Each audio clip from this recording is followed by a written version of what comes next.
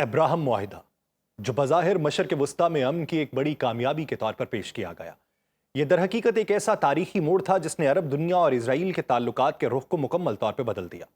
اس معاہدے کے تحت چند عرب ممالک نے اسرائیل کو تسلیم کیا، سفارتی تعلقات قائم کیے اور اقتصادی، سیکیورٹی اور ثقافتی شعبوں میں اشتراک کی راہ ہموار کر لی۔ لیکن اس ساری پیش رفت کے پیچھے ایک گہرا سیاسی اور اسٹریٹجک کھیل بھی جاری تھا، جسے سمجھنا وقت کی اہم ترین ضرورت ہے۔ ابراہم معاہدہ یعنی ابراہم اکارڈز دراصل 2020 میں امریکی صدر ڈونلڈ ٹرمپ کی نگرانی اور سرپرستی میں طے پایا۔ اس کا پہلا باضابطہ اعلان 13 اگست 2020 کو ہوا جب متحدہ عرب امارات اور اسرائیل نے سفارتی تعلقات قائم کرنے کا اعلان کیا۔ اس کے بعد بحرین، سوڈان اور مراکش نے بھی مرحلہ وار اسرائیل کے ساتھ تعلقات کو معمول پر لانے کا فیصلہ کیا، اور یوں ایک ایسی تبدیلی رونما ہوئی جو کئی دہائیوں سے جاری فلسطینی کاز کے بنیادی اصولوں سے ہٹ گئی۔ اس معاہدے کا نام ابراہیم یعنی حضرت ابراہیم علیہ السلام کے نام پر رکھا گیا، جنہیں تینوں بڑے ابراہیمی مذاہب اسلام، عیسائیت اور یہودیت کا مشترکہ نبی مانا جاتا ہے۔ اس نام کا مقصد یہ تاثر دینا تھا کہ یہ معاہدہ ایک مشترکہ مذہبی ورثے کے تحت امن، رواداری اور باہمی احترام کو فروغ دینے کی کوشش ہے۔ لیکن حقیقت میں یہ معاہدہ خطے میں طاقت کا توازن بدلنے، ایران کو تنہا کرنے اور عرب دنیا کو اسرائیل اور امریکی اثر میں لانے کی ایک سیاسی منصوبہ بندی تھی۔ آپ سب پر سلامتی ہو، میں یاسر رشید ہوں اور آپ دیکھ رہے ہیں سنو نیوز۔ ناظرین، ابراہم معاہدے کے تحت جو اقدامات کیے گئے ان میں سب سے نمایاں سفارتی مشن کا قیام، ویزا فری سفر، فضائی حدود کا استعمال، تجارتی معاہدے، سیکیورٹی تعاون اور سائنس و ٹیکنالوجی کے شعبوں میں شراکت داری شامل تھی۔ صرف چند مہینوں میں ہی اماراتی اور اسرائیلی کاروباری وفود کی آمد و رفت شروع ہوئی اور دونوں ممالک نے اربوں ڈالرز کے معاہدے طے کر لیے۔ بحرین نے بھی اسی طرز پر اسرائیل سے تعلقات بحال کیے اور مراکش نے امریکہ کی جانب سے مغربی صحارا میں اس کی خود مختاری تسلیم کیے جانے کے بدلے یہ قدم اٹھا لیا۔ سوڈان نے امریکی پابندیاں ہٹانے کے وعدے کے تحت اسرائیل کو تسلیم کر لیا۔ یہ معاہدہ اسرائیل کے لیے ایک سفارتی فتح تھا، کیونکہ پہلی مرتبہ عرب دنیا کے اہم ممالک نے اسے فلسطینی ریاست کے قیام سے پہلے ہی تسلیم کر لیا۔ اس سے پہلے صرف مصر 1979 اور اردن 1994 میں اسرائیل کے ساتھ امن معاہدے کر چکے تھے، وہ بھی امریکی دباؤ اور اپنے مخصوص سیکیورٹی حالات کے پیش نظر۔ لیکن ابراہم معاہدے نے اس بیانیے کو چیلنج کیا کہ اسرائیل کو تسلیم کرنے کے لیے فلسطینیوں کو ان کا حق دینا لازم ہے۔ اس سے فلسطینی عوام میں شدید مایوسی پھیلی، بے یقینی پھیلی اور انہیں عرب دنیا کی سیاسی ترجیحات سے دوری کا احساس ہونے لگا۔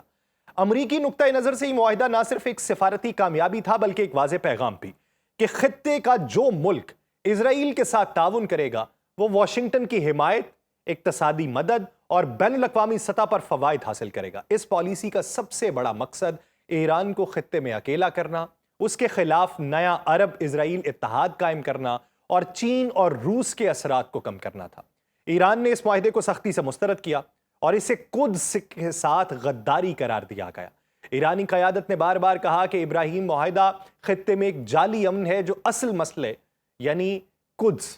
یعنی بیت المقدس یعنی فلسطین کو دبانے کی کوشش ہے۔ ترکی، قطر اور بعض دیگر مسلم ممالک نے بھی اسے مسترد کر دیا اور اسے ایک ایسے وقت میں مسلم اتحاد کو نقصان پہنچانے والا عمل قرار دیا کہ جب امت مسلمہ پہلے ہی انتشار کا شکار تھی۔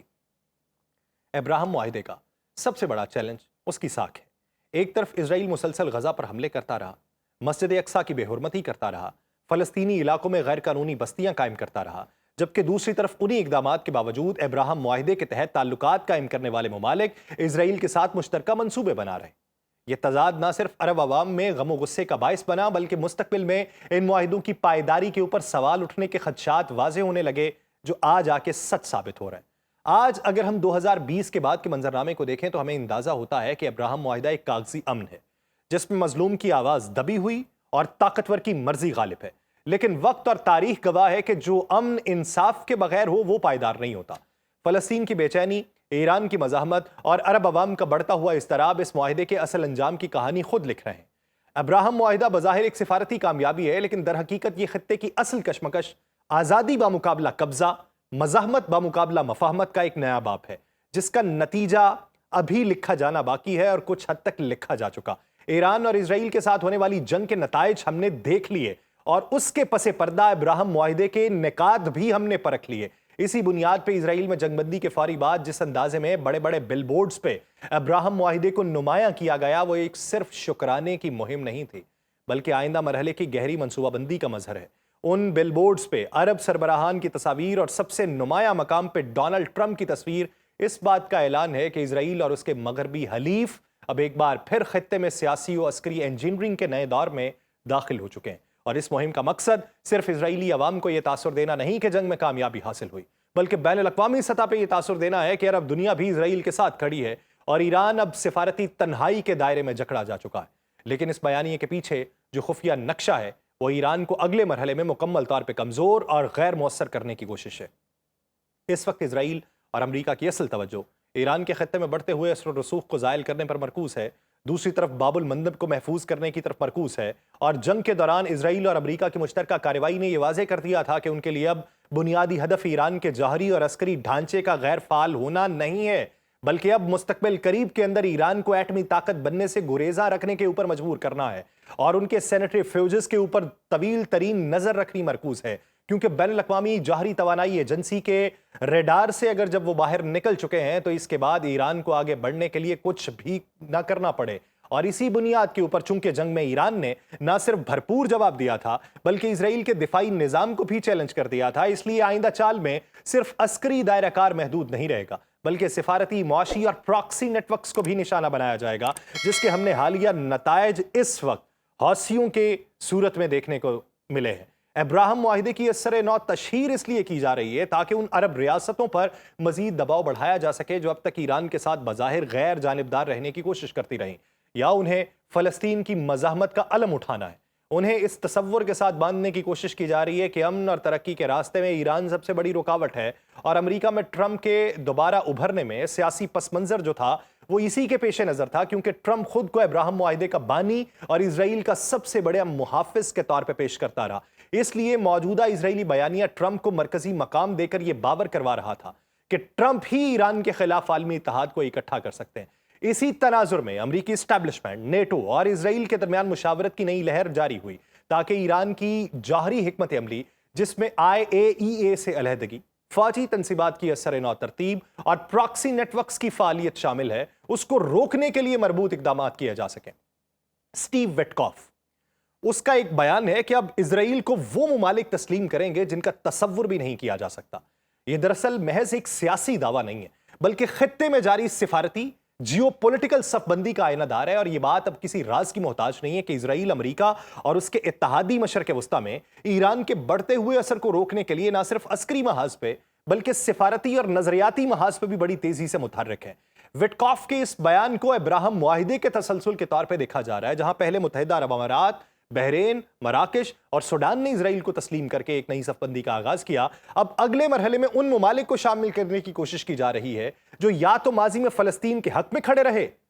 یا جو اسرائیل کی مخالفت کی علامت سمجھے جاتے ہیں۔ اس بیان کے تناظر میں سب سے اہم بات یہ ہے کہ اسرائیل اور امریکہ کی جانب سے حالیہ جنگ کے بعد پورے مشرق وسطیٰ میں یہ بیانیہ زور پکڑ رہا ہے کہ اسرائیل دہشت گردی کے خلاف فرنٹ لائن ریاست ہے، اور جو ممالک اسرائیل کو تسلیم کریں گے وہ ترقی، تجارت اور استحکام کے عالمی اتحاد کا حصہ بنیں گے۔ یہی وجہ ہے کہ اب مشرق وسطیٰ کے ساتھ ساتھ افریقہ، وسطی ایشیا اور خلیج کی بعض ریاستوں پر بھی دباؤ بڑھایا جا رہا ہے کہ وہ ابراہم معاہدے کی توسیع کا حصہ بنے، اور ٹرمپ کی انتخابی مہم میں بھی اس کو باقاعدگی کے طور پہ شامل کیا جاتا رہا، اور یہ ظاہر کیا جاتا رہا کہ صرف اس کی قیادت میں ہی دنیا مزید ممالک کو اسرائیل کے ساتھ کھڑا کرنے پہ قائل کر سکتی ہے۔ یہ واضح ہے کہ ایران کے خلاف حالیہ جنگ کو بھی اس سفارتی مہم کے محرک کے طور پہ استعمال کیا گیا۔ ایک طرف ایران ایک خطرہ ہے، دوسری طرف اسرائیل متاثرہ ریاست کے طور پہ پیش کی جا رہی ہے، اور اب اس پوری صورتحال کو بنیاد بنا کے ان ممالک کو مجبور کیا جائے گا جو اب تک غیر جانبدار رہے یا فلسطینی موقف کے حامی رہے یا وہ بین الاقوامی تنہائی سے بچنے کے لیے اسرائیل کے ساتھ تعلقات قائم کریں گے،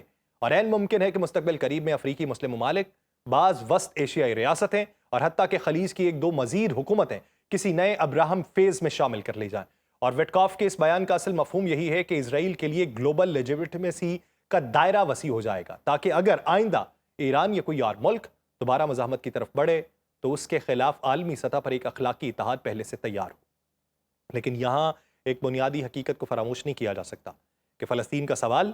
ایران کی مزاحمت اور امت مسلمہ کی حساسیت एक ऐसी हकीकत है जिसे मुकम्मल तौर पर दफन नहीं कर सकते। ईरान, तुर्की और बाज़ अरब रियासतें अब उस बयानिए को जिंदा रखे हुए हैं कि इसराइल को तस्लीम करना दरअसल फलस्तीनियों की पुश्त पे छुरा घोंपने के मुतरादिफ है। और ये बयानिया आने वाले वक्त में अवामी सतह पर रद्द-ए-अमल और अंदरूनी सियासी इस्तराब को जन्म दे सकता है। लिहाजा विटकॉफ का बयान जितना भी जुर्रतमंदाना हो, एक ऐसी शतरंज की अगली चाल है जिसमें इसराइल सिफारती फतह चाहता है, मगर ईरान, फलस्तीन और दीगर मज़ाहमती कुव्वतें ये तय कर चुकी हैं कि वो इस खेल का हिस्सा नहीं बनेंगी और इनकी चालों को बेनकाब करेंगी। यही वो कशमकश है जो आने वाले महीनों में मशरक़ वस्ता के सियासी उफ़क़ को मज़ीद धुंधला और तेज़ कर देगी। तारीख के गर्दो गुबार में लिपटी हुई खुफिया सिफारती चालें मशरक़ वस्ता की ज़मीन पर अपने पंजे गाड़ रही हैं। अब्राहम मुआहिदे की हालिया पेशरफ्त कुछ अरब रियासतों से इसराइल का मुसाफिहा करवाने के दर पे हैं, लेकिन अब देखना यह है कि जो मुसाफिहा करता है वो हाथ को कितनी मजबूती से थामता है या हाथ को कितनी मजबूती से थाम के चटकने पर मजबूर कर देता है। मुझे दीजिए इजाजत, अल्लाह निगहबान। हर वक्त बाखबर रहना वक्त का तकाजा है, बर वक्त बाखबर रखना हमारा फरीजा है। अभी सुनो न्यूज़ के YouTube चैनल को करें सब्सक्राइब, बेल आइकन पर करें क्लिक और मुल्की और गैर मुल्की खबरों से रहें बाखबर, यकीन के साथ।